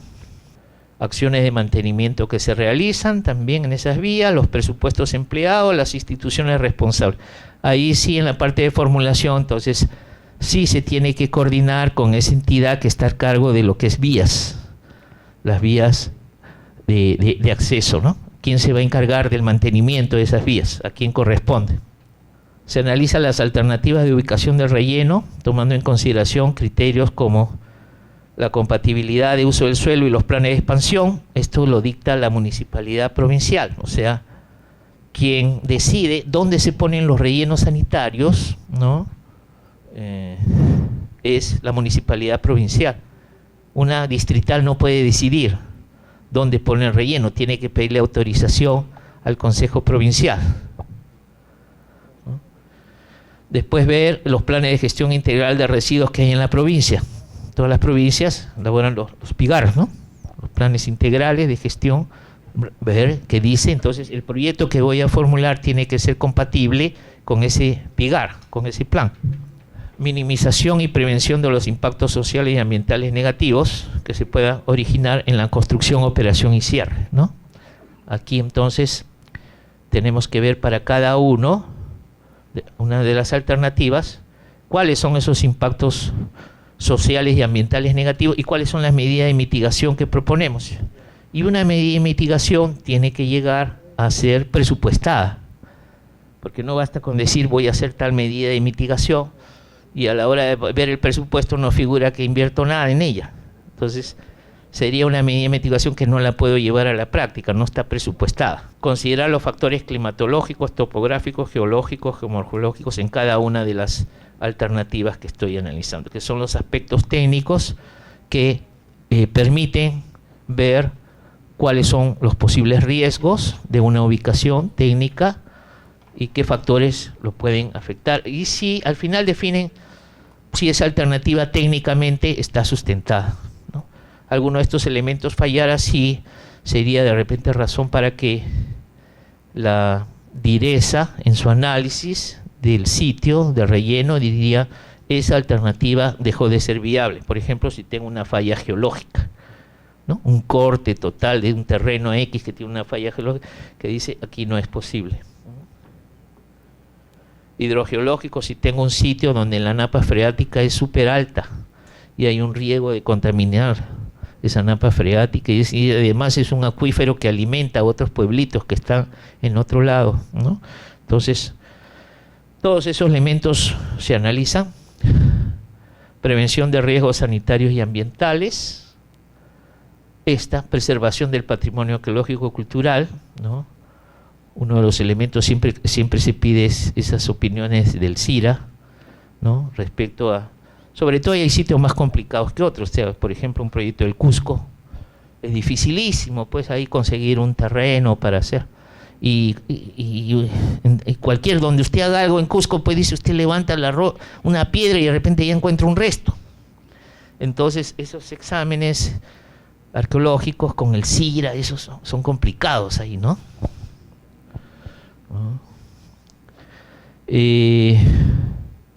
Áreas naturales, aquí se pide pues de Cernán muchas veces que nos diga, estamos metidos en un área reservada, una reserva natural, o en su área de amortiguamiento de esa reserva natural.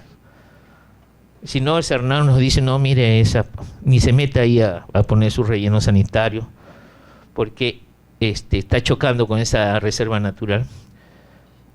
Vulnerabilidad de áreas de desastres naturales, ¿no? Que ya se conoce, que pueden haber, qué sé yo, huaicos, avalanchas, inundaciones por fenómeno del Niño, por topografía ya se sabe por dónde discurren las aguas, etcétera. Ya ha ocurrido además que ha sido una zona inundada. Otros criterios o requisitos establecidos en el reglamento y normas, reglamento de la ley de residuos sólidos, ¿no? Y normas que emanen de él. En tecnología vemos ahí también qué tanto tenemos que ver los temas de clima, suelos, topografía, presencia de aguas subterráneas para elegir la tecnología. Por ejemplo, la influencia de una zona lluviosa, la pendiente de las vías o el ancho de las vías en el tipo de vehículo de recolectores a utilizar, ¿no? O sea, si tengo una zona de una pendiente muy alta, seguramente usaré un vehículo X, ¿no? Una zona muy lluviosa, de repente uso un tipo de vehículos que son apropiados para esa zona, ¿no? Entonces, el tipo de tecnología también es un análisis que tengo que ver en función de las condiciones naturales del lugar donde estoy haciendo el proyecto. En el relleno se requiere evaluar también los tipos de maquinaria pesada que voy a usar, ¿no? Puede ser que sí tenga opciones de tecnología que existen en el mercado, de qué tipo de tractor de orugas, ¿no?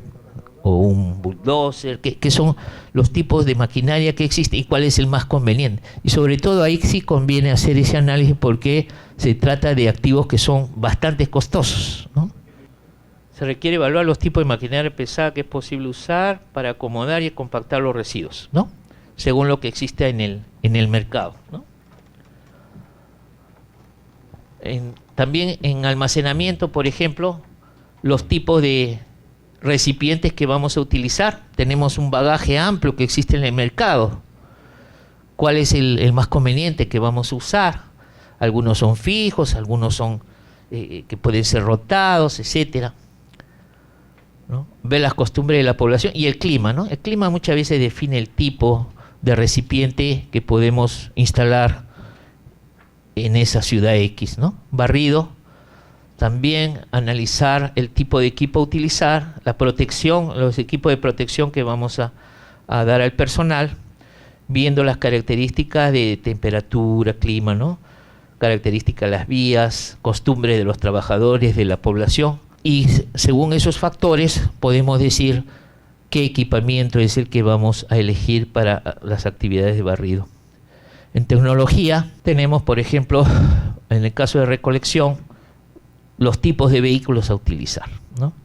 Y ahí podemos tener en cuenta también el régimen de lluvias, temperaturas, tipo de vías disponibles.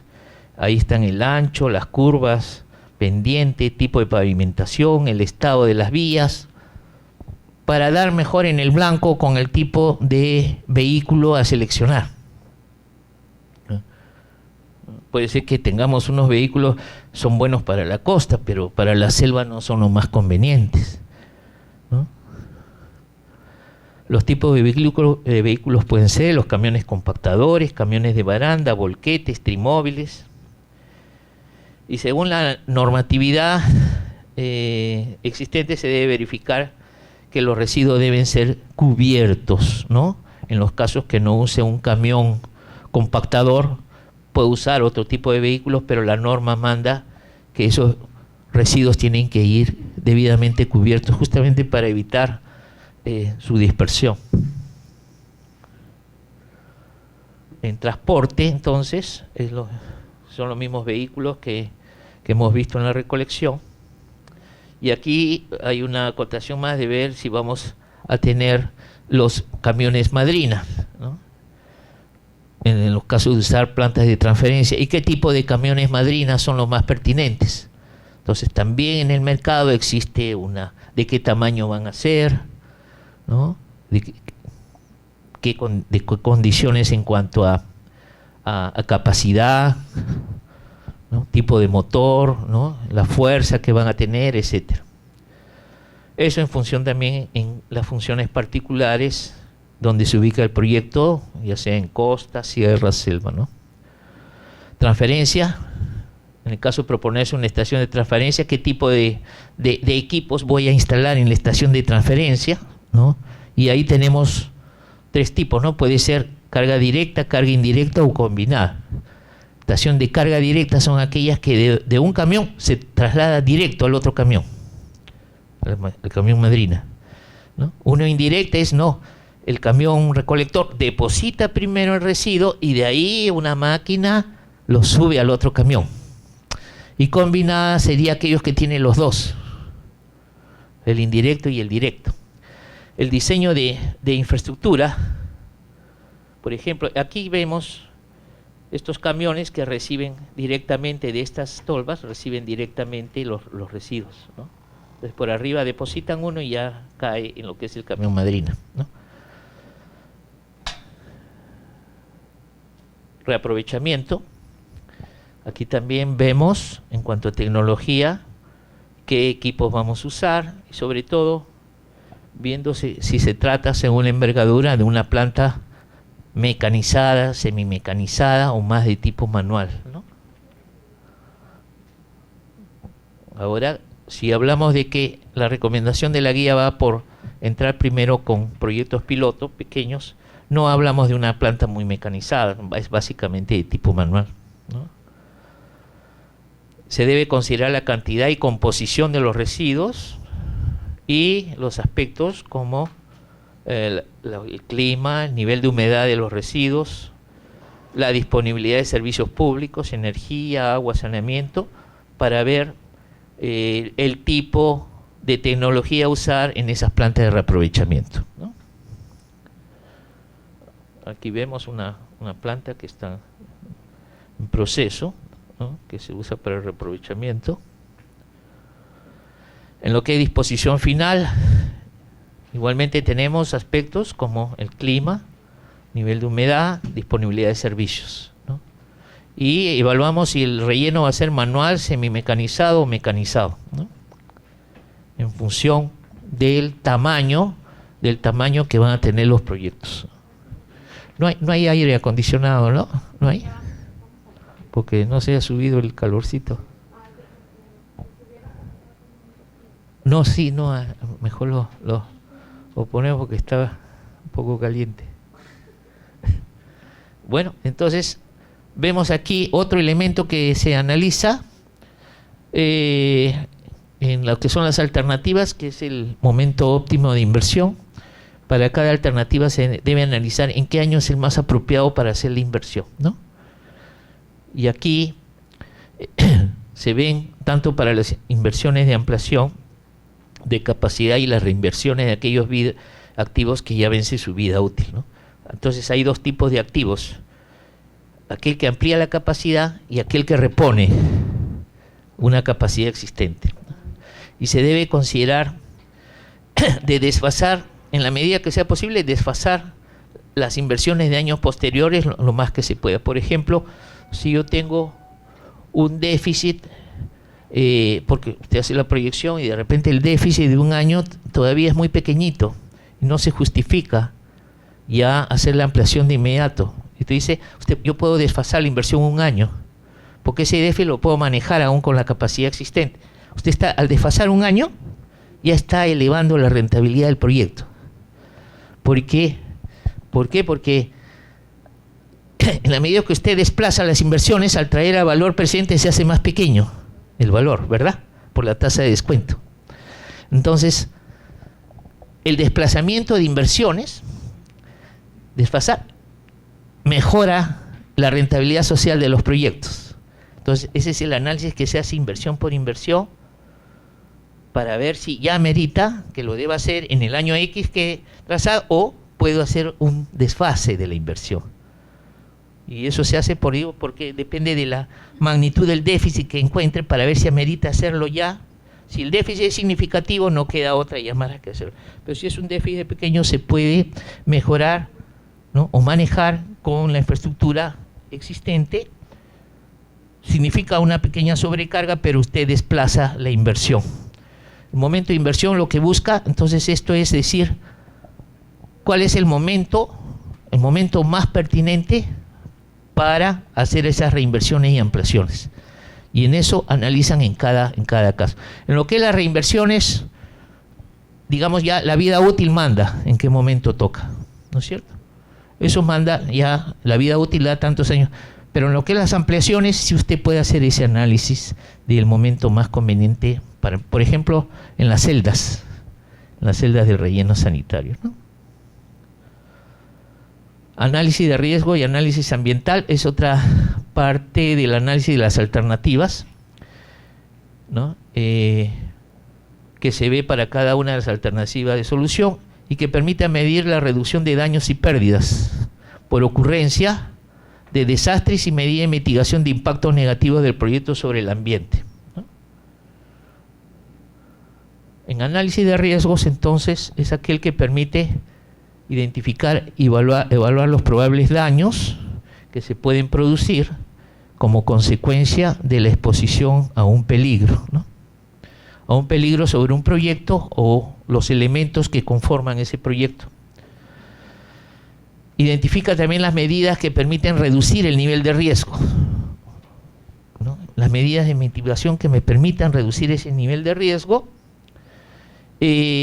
o que el proyecto pueda recuperar en el más breve plazo el impacto de un peligro, ¿no? O sea, eso es cuando viene un evento y daña el sistema, yo puedo prever un sistema para reponer el servicio en X forma, como una medida de emergencia, ¿no?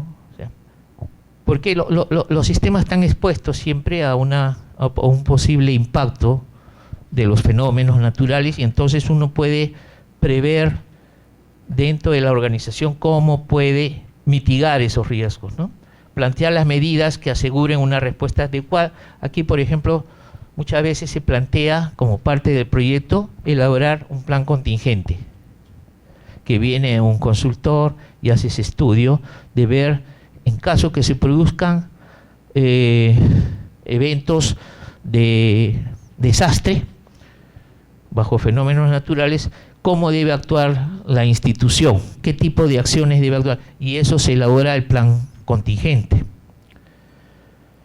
Las medidas deben ser consideradas en cada una de las alternativas. Deben ser consideradas, quiere decir presupuestadas, cuánto vale, y incorporarla en cada una de ellas con su monto.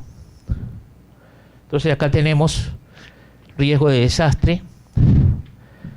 El riesgo de desastre está en función del peligro y la vulnerabilidad. Peligro más vulnerabilidad igual riesgo de desastre. Para que exista riesgo tiene que existir un peligro y unas condiciones de vulnerabilidad. Y entonces el peligro, ¿qué es el peligro? Es la capacidad de producir daños físicos, económicos, ambientales. Su origen puede ser natural, socionatural o tecnológico.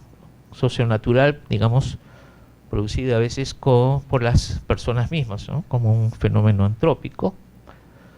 Y el peligro se determina en función de su intensidad, la localización y duración. La vulnerabilidad, en cambio, es la situación de incapacidad de una unidad para anticiparse y resistir a recuperar los efectos. Por ejemplo, esto le da una condición de vulnerabilidad a este terreno. Seguramente ante una precipitación grande está más expuesta.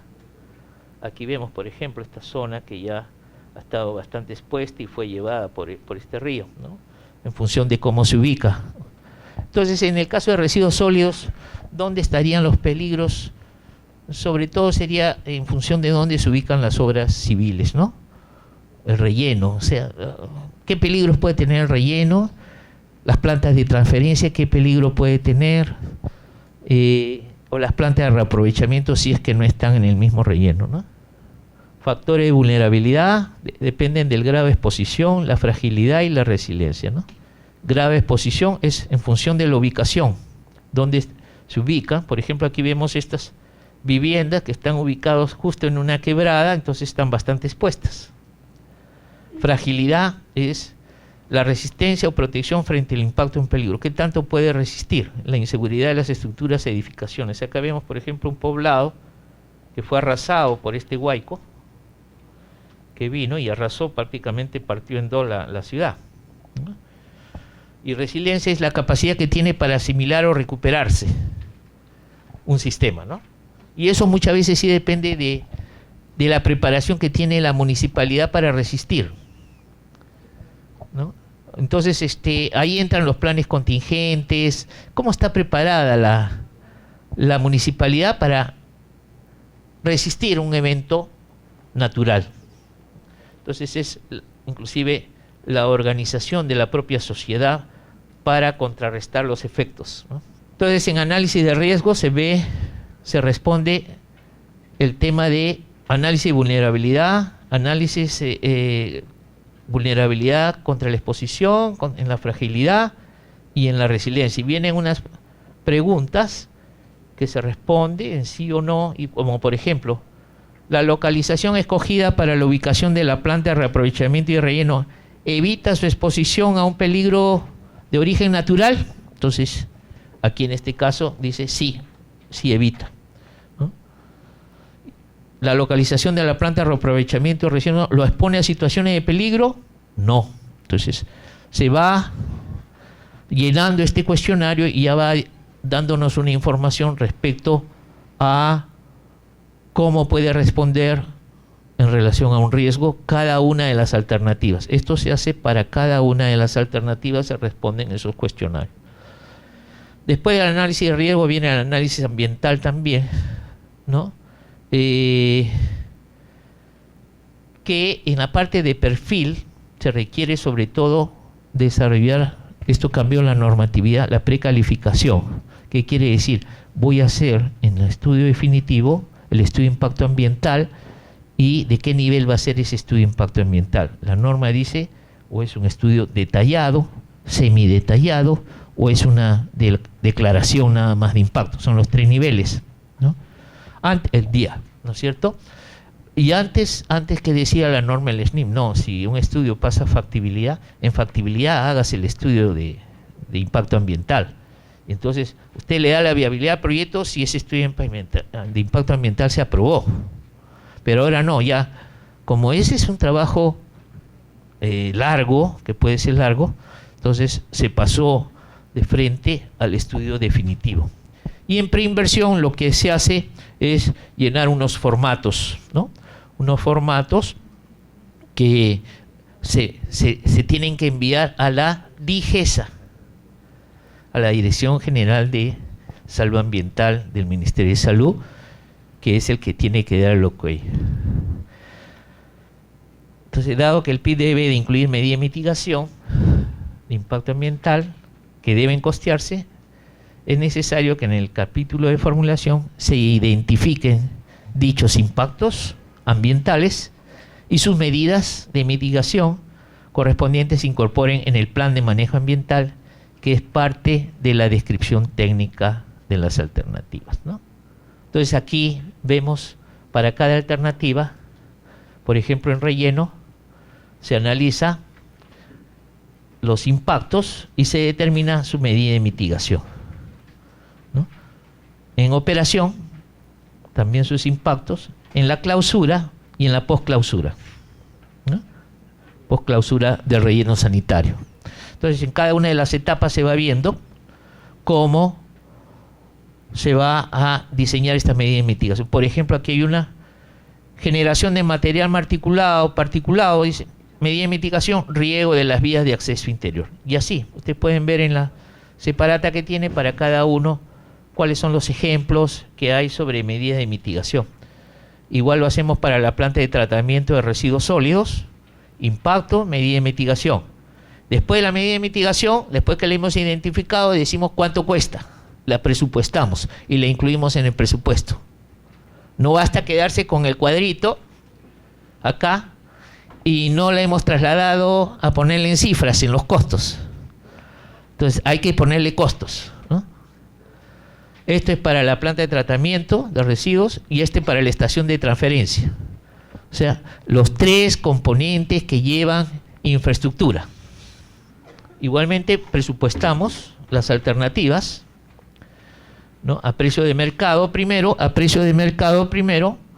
en almacenamiento y barrido, vemos el número de unidades que hay, la cantidad, el coste unitario y el total. Por ejemplo, adquisición de papelera de 50 litros, 76 unidades a 490 soles, da 37.240. Y así, para los materiales de protección del personal, para lo que es herramientas, equipos y herramientas. Y también se incluyen los servicios de consultoría que van a apoyar ese componente. Por ejemplo, en barrido, aquí han colocado un plan y manual de barrido de calles. Entonces, un consultor que dirá cómo. Esto incluye el diseño de esas rutas, ¿no es cierto? Cómo optimizar. Y bueno, y tengo los costos de barrido y recolección.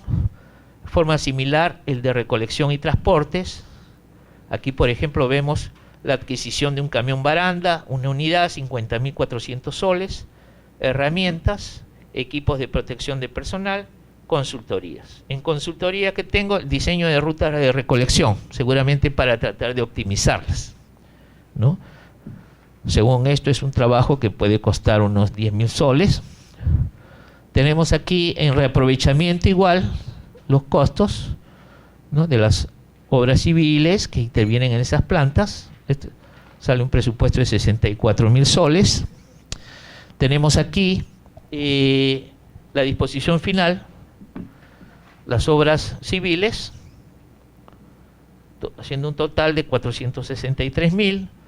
Entonces está el costo, se pone así a nivel general de partidas principales, no con un súper detalle, pero que dé más o menos una idea de decir la caseta administrativa, cuánto cuesta, la caseta de control, las estructuras sanitarias, la vía de acceso, la rasante, movimiento de tierras, el área intervenida en campamentos, etcétera, ¿no? Entonces ya me da un desagregado de la obra civil que vale tanto, ¿no? Esta, a manera de ejemplo, se ha visto que algunos estudios recurren al S10, al programa de presupuesto, y lo ponen como anexo, ¿no?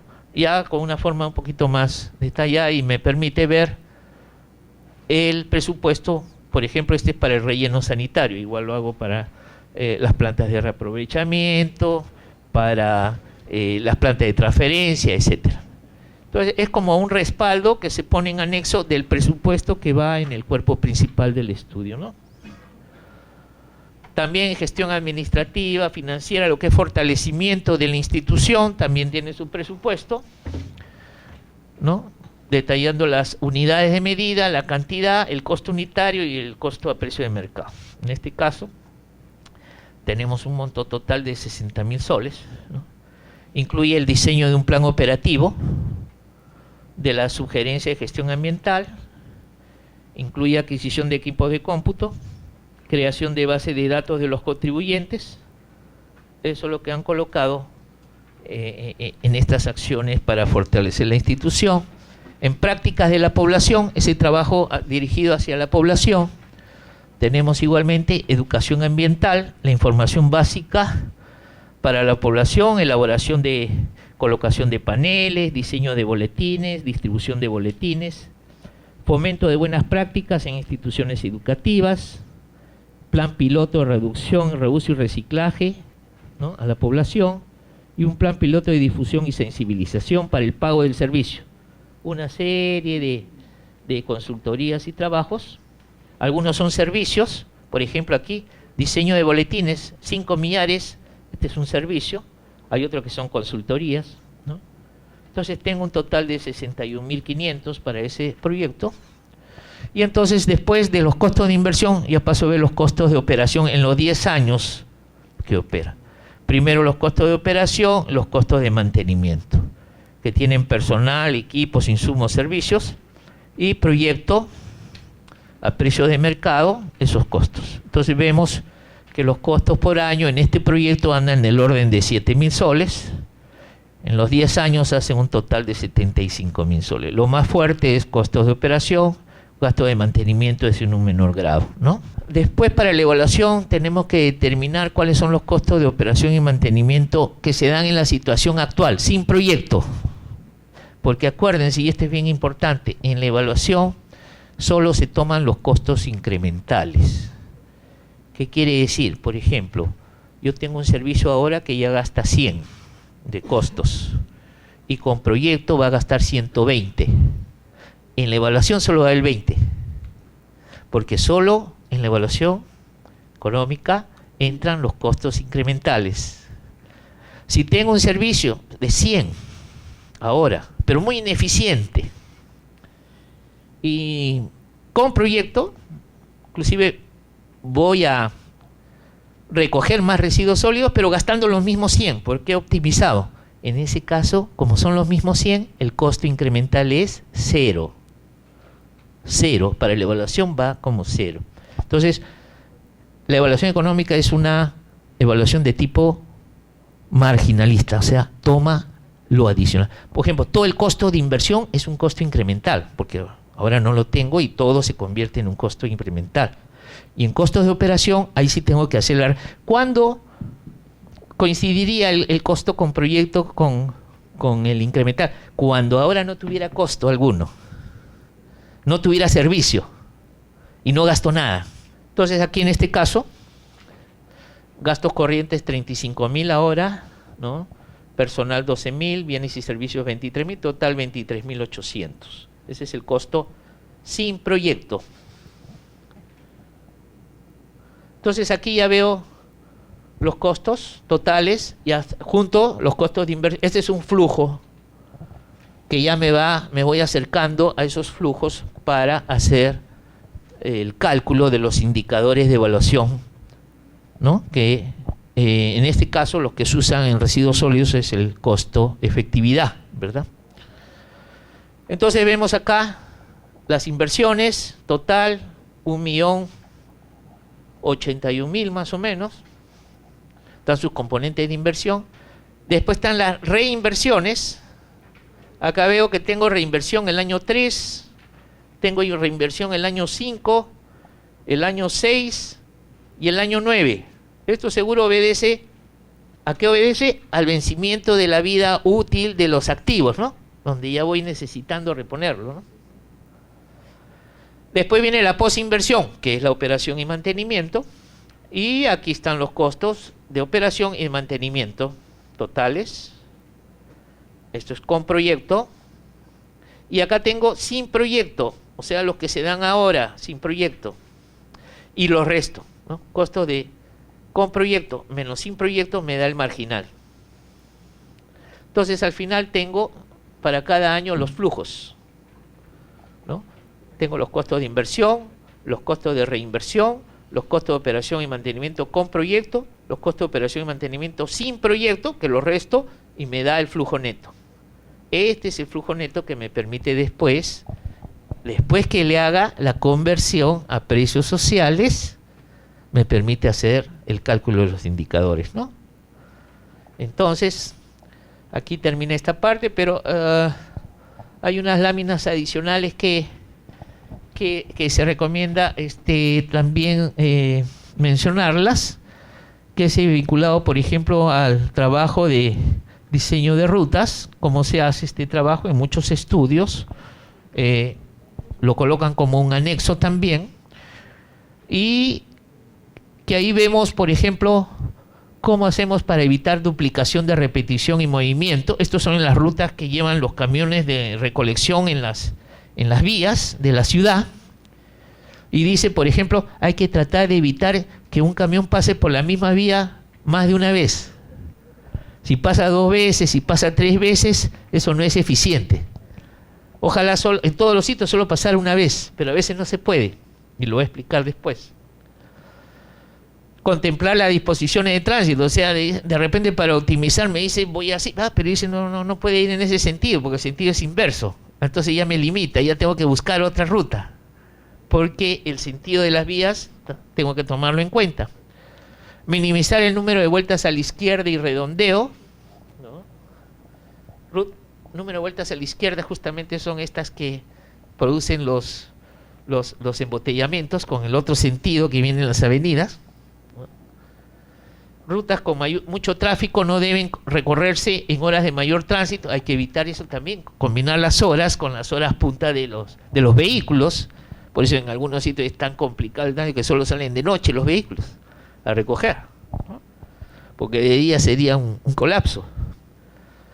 Rutas deben iniciarse en los puntos más cercanos al garaje e ir acercándose al lugar de disposición final. ¿Por qué de los puntos más cercanos al garaje? Porque tengo tiempos ociosos sin recoger lo menor posible. ¿Cuál sería el óptimo? Pues de que sale el garaje y ahí nomás al pasito ya comenzó a recoger. No tiene tiempos muertos. Tiempo muerto es cuando está circulando y no está recogiendo. Las partes elevadas deben recorrerse en los inicios de ruta, o sea, de arriba hacia abajo, no al revés, ¿no? Implantación, adiestrar a supervisores y choferes, cómo se hace la implantación de esas nuevas rutas. Evaluación de las eficiencias y los ajustes. Usar los índices de hombre, minuto, tonelada para ir. Entonces acá vemos un ejemplo, ¿no? Entonces recorría 3.6 kilómetros, según este ejemplo, y venía en esta forma, ¿no? Siguiendo también los sentidos que tiene. O sea, aquí solamente pueden ir en un sentido. Esta no es una vía que tiene doble sentido, entonces tiene que seguir ese. Entonces, este caso, por ejemplo, que está pasando 2 veces, 1 y 2, ahí es ineficiente. Este caso que pasa 2 veces es ineficiente, aquí es ineficiente, aquí es ineficiente. Entonces, de repente dice, voy a revisar todo, voy a revisar y a ver, cambiando. Y entonces en la siguiente, ¿no? De 3.6 bajaron a 3 kilómetros, recorriendo lo mismo. Donde el número de puntos donde se cruza es menor. Entonces sí vemos que hay un trabajo que se puede hacer solo en gabinete, revisando las rutas con los sentidos y con todo, que puedo optimizar mis rutas. Entonces, el mensaje es decir, hay que hacer este trabajito para ver si estamos con el mejor ruteo. Bueno, y entonces, esta es la parte que tenemos hoy día, que hemos terminado de formulación, y mañana ya entramos a la última etapa, que es la de evaluación del proyecto. Yo que siendo las 6:10, creo que hemos terminado bien. Y entonces nos reuniríamos mañana. ¿A qué hora, Ángel? 8:30 comenzamos, perfecto. Estamos con la última parte de lo que es evaluación del proyecto. Muchas gracias.